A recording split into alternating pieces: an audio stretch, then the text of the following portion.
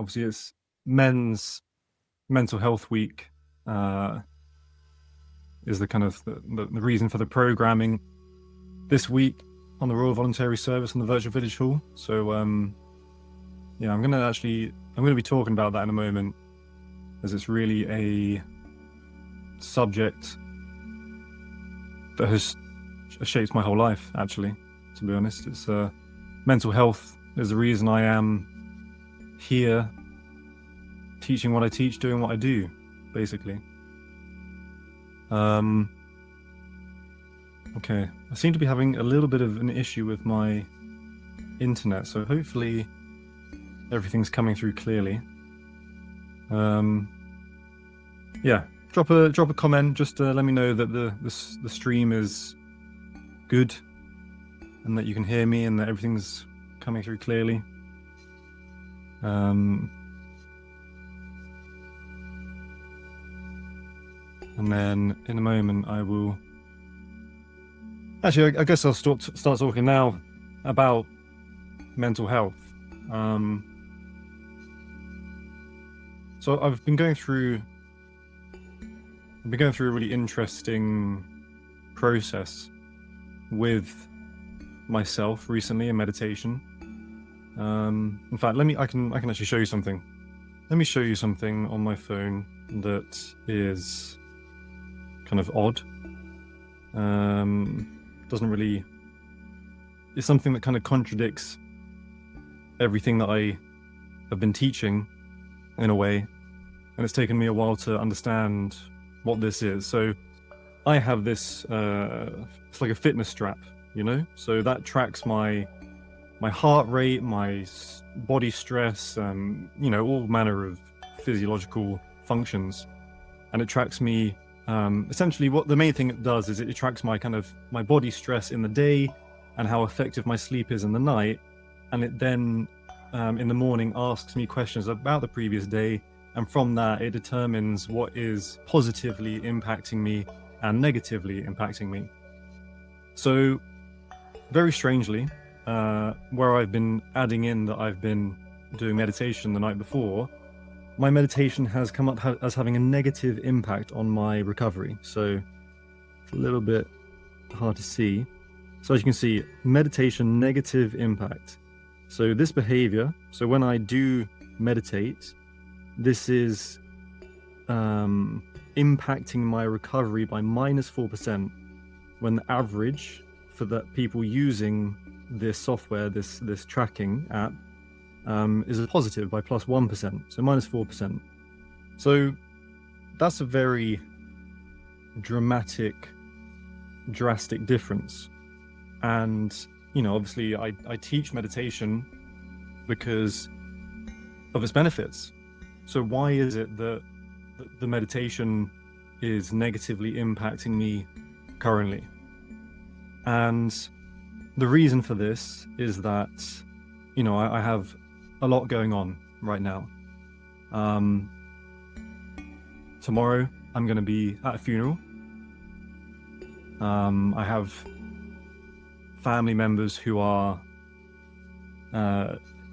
very ill, and there's other things going on in my life. I have a baby on the way that I might not even get to be in its life, and all these things are really adding up. This last year has been really tough, and as a result, whenever I sit down to meditate, I'm going into that pain, you know?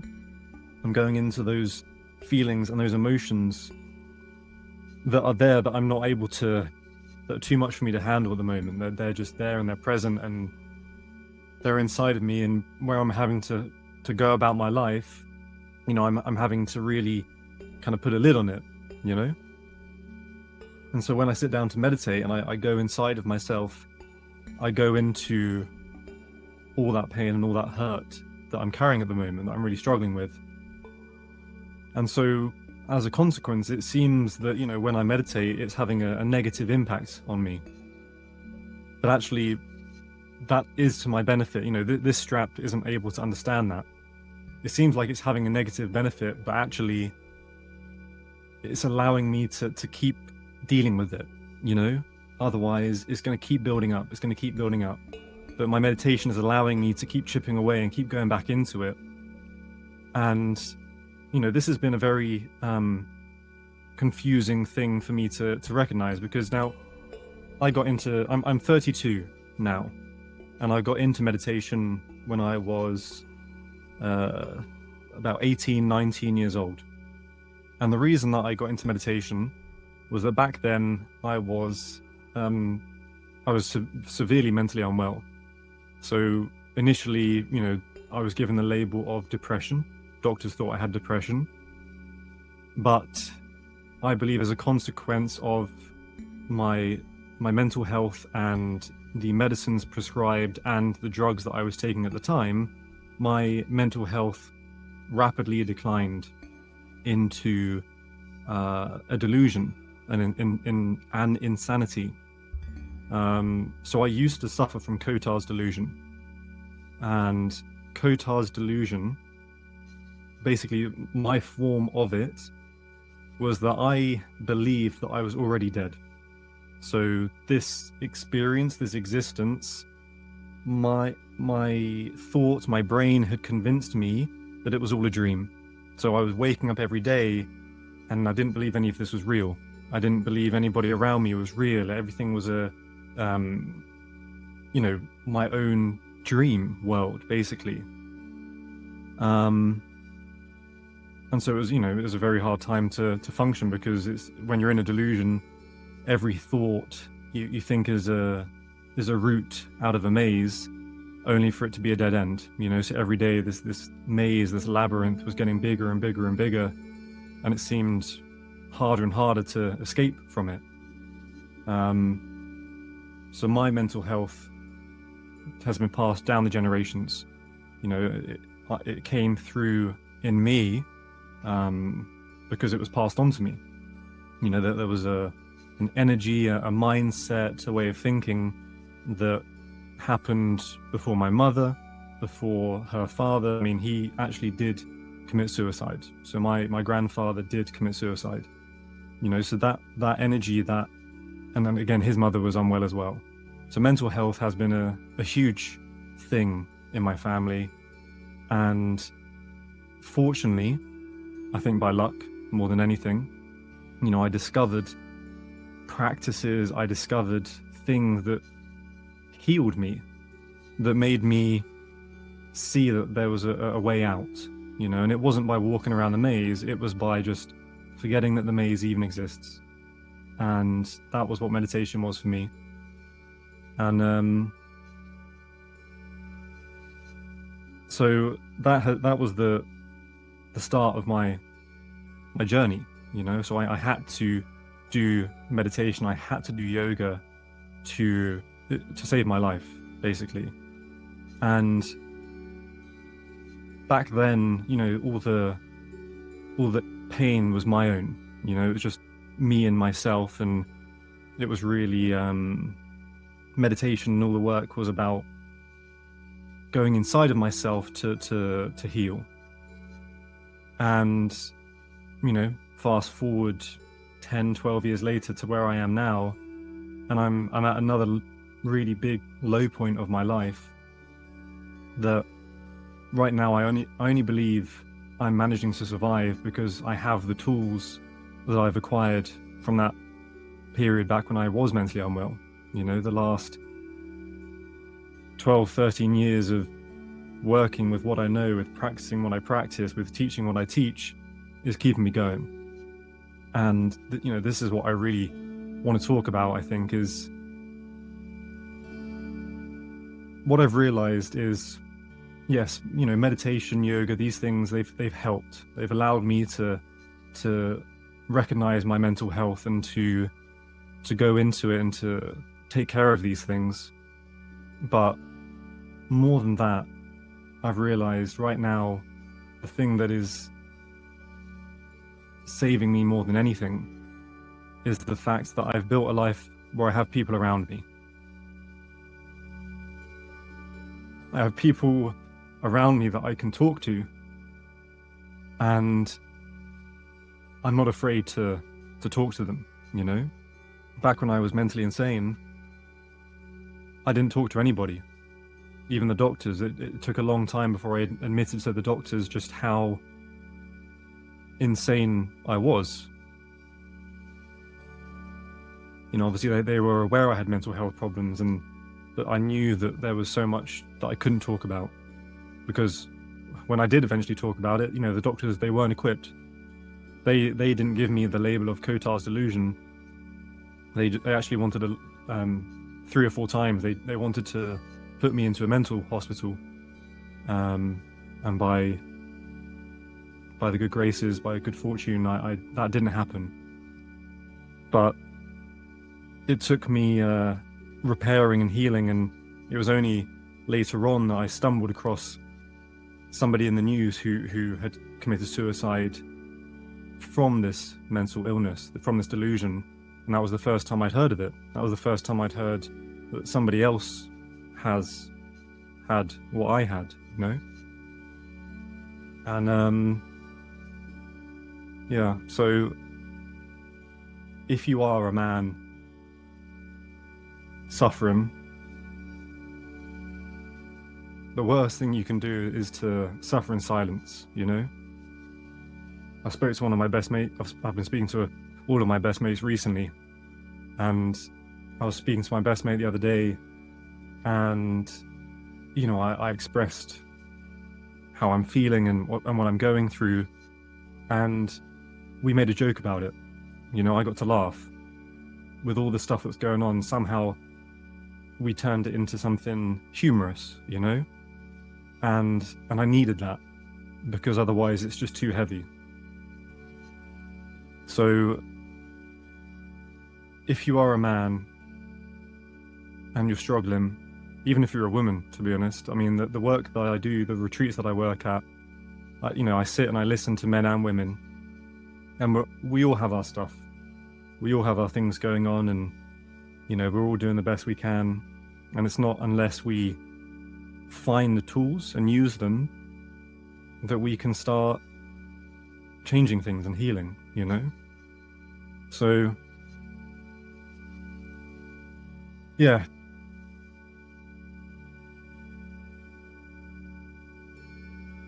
So today I'm going to offer a meditation.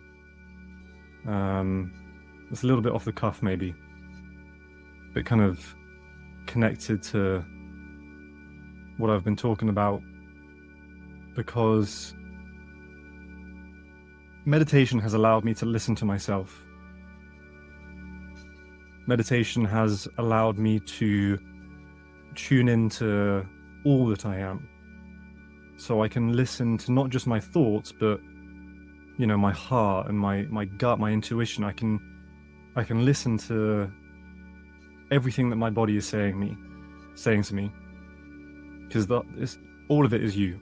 The whole of your body, every single organ, you know, all of it is providing you information, and it's speaking to you if you care to listen. And the thing that I've learned the most by meditation is how to listen to my heart. So the first, you know, sharing is not easy if you've never done it before.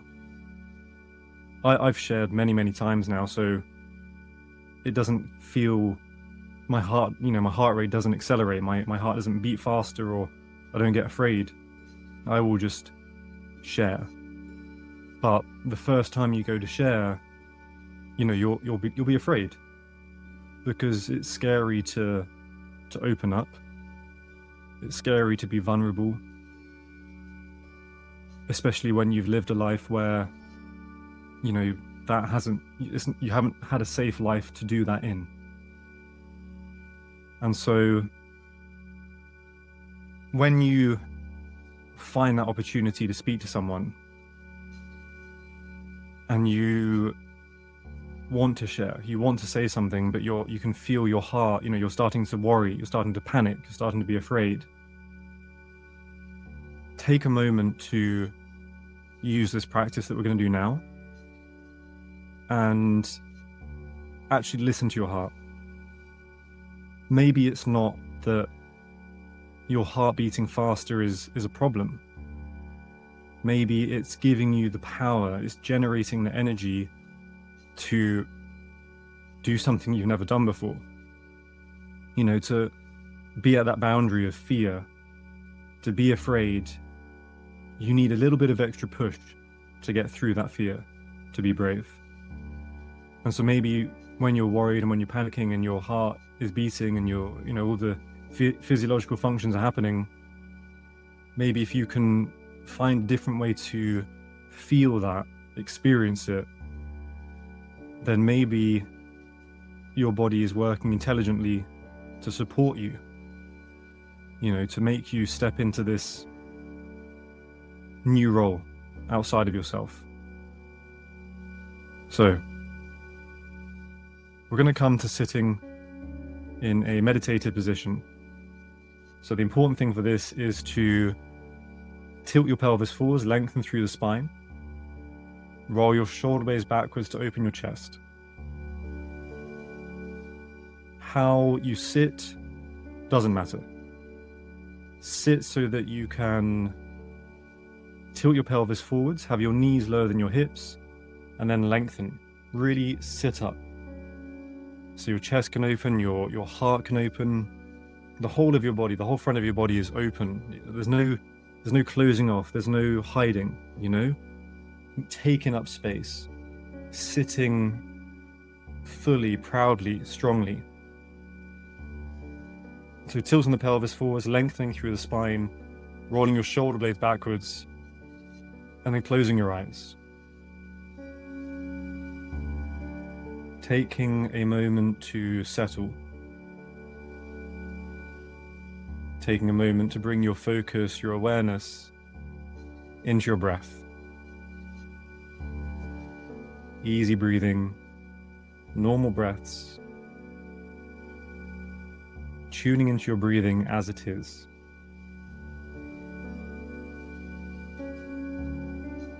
As you bring your focus to your breath, feel it in your body. As you move away from thoughts, away from thinking, calming into your heart, into feeling.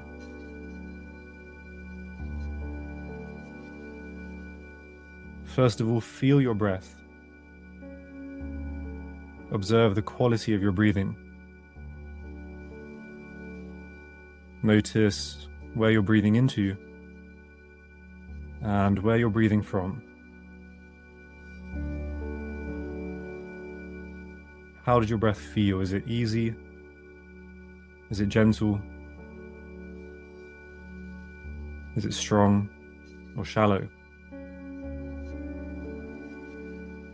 Every breath a reflection of your current internal state. How do you feel? Feeling does not require thinking. Tune into yourself in this present moment and accept what you find. Do not think it is wrong or right. Do not wish it was otherwise. Simply be as you are.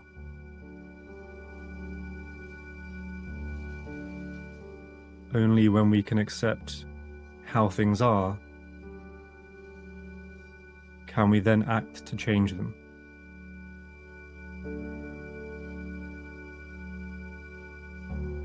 So allow yourself to settle. Bring your awareness to every feeling, every sensation that your body has to offer.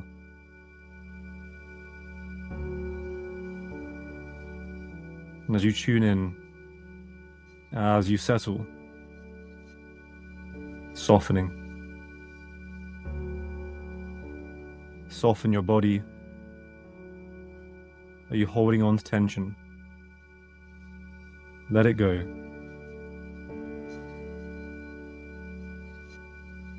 Your hips, your shoulders, your jaw. Wherever you're holding on, allowing yourself to release, to settle into this present moment.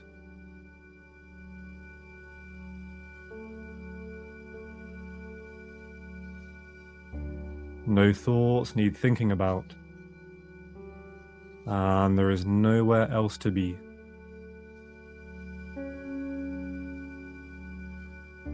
Taking control of your breath, breathing in deeper. Deep belly breaths in and out through the nose.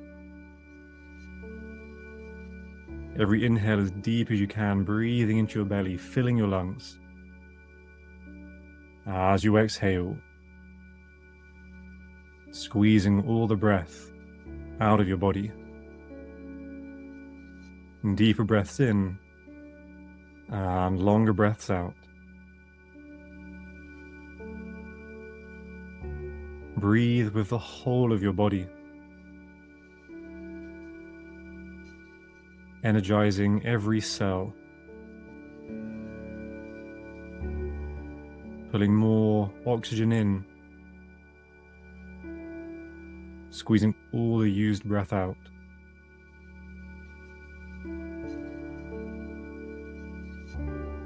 As you breathe, feel your whole body moving. With every inhale, all of you expands and grows. As you exhale, everything softens as you let go. A constant state of flux, expanding, softening. Feel this movement.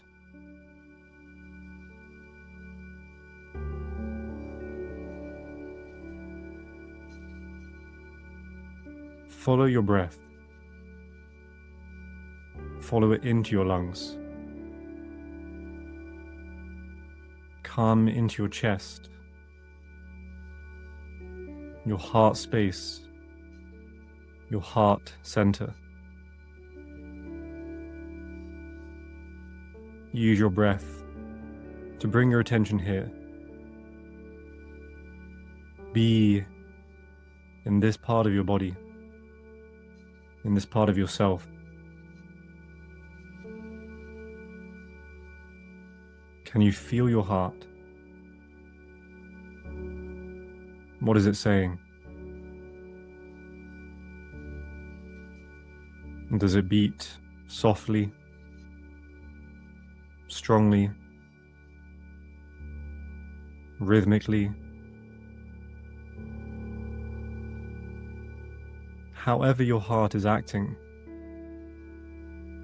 is perfect.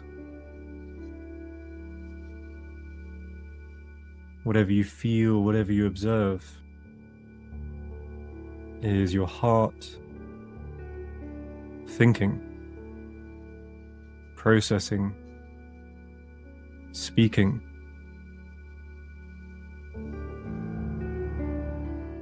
How often do we listen to our heart? How much time do we spend in this part of ourselves? This center of us, where our organ creates the energy of life, of love and joy.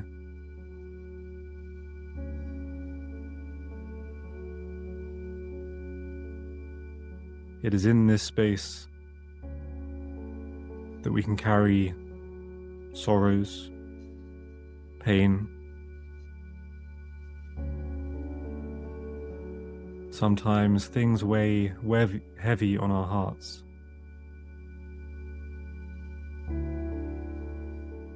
And the only way you can let it go is by feeling that it's there.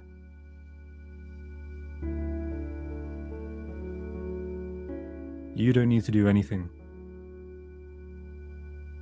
Your heart already knows. You simply need to give it the time, the space, the energy, and it will do what it needs to do.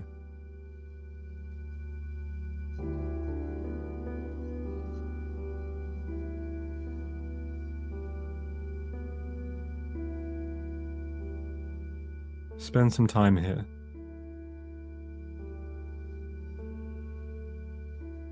Be here, doing what you need to do to be in this space. If you need to breathe deeper, breathe naturally. Hold your breath.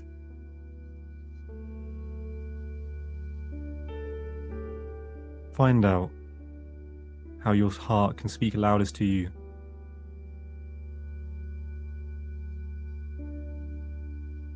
Every time we tune in, every time we listen,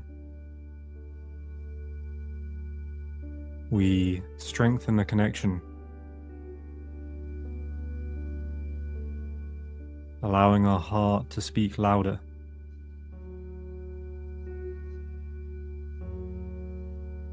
So that in times when thoughts, ideas, when something is plaguing the mind, the way out is not thinking more, but by getting out of your head, coming into your heart.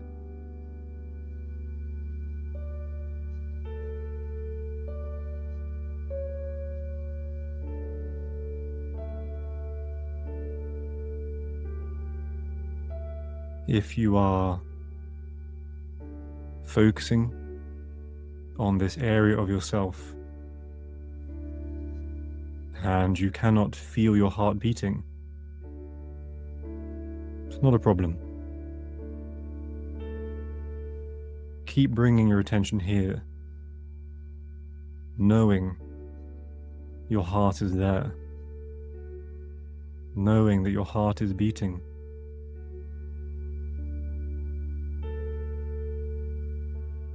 We're not feeling it with the hand. We're not finding it from the outside.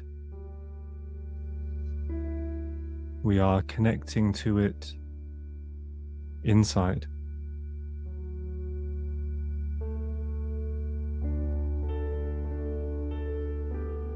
If we've never listened to our heart before, it can take some time to hear it. Take some time to tune in. But when you find it, when you feel it, the more you listen, the deeper you can go.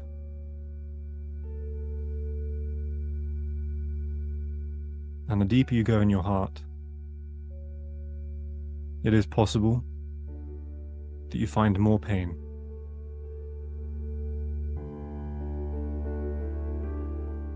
When it's there, it's okay. Just keep listening to your heart. Listen to the pain. For this is the only way to heal it.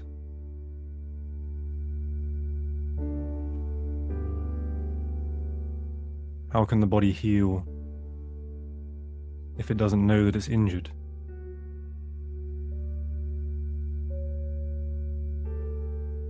We must be brave to listen to ourselves, to listen to our hearts.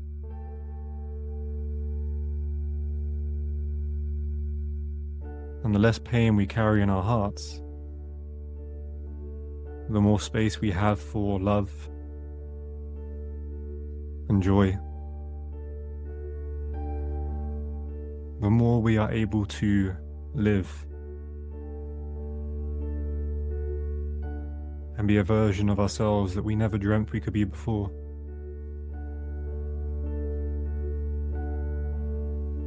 So it's worth it. Take the time.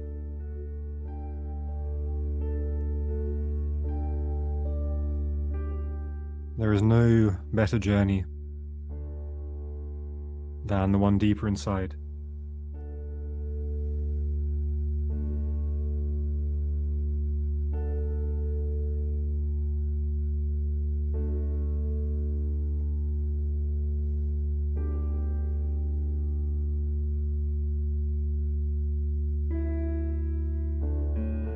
And so when you're ready,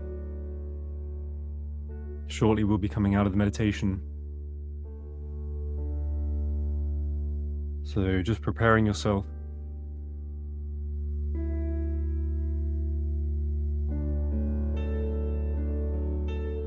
Taking a few deep belly breaths. Getting ready to come out.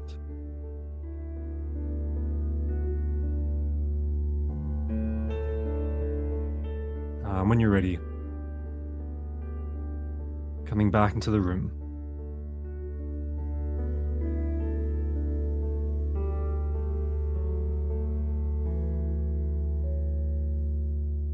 So thank you all very much for those of you who tuned in. Maybe we can make this a space to share,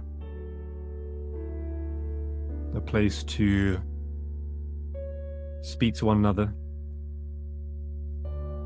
So if you're hearing this and you have something that just needs to be heard, maybe try leaving a comment. Feel free to send me a message. All these things are so much lighter when we share them together. So thank you all very much. Keep tuning in for the Men's Mental Health Week, and I will see you next month. Take care.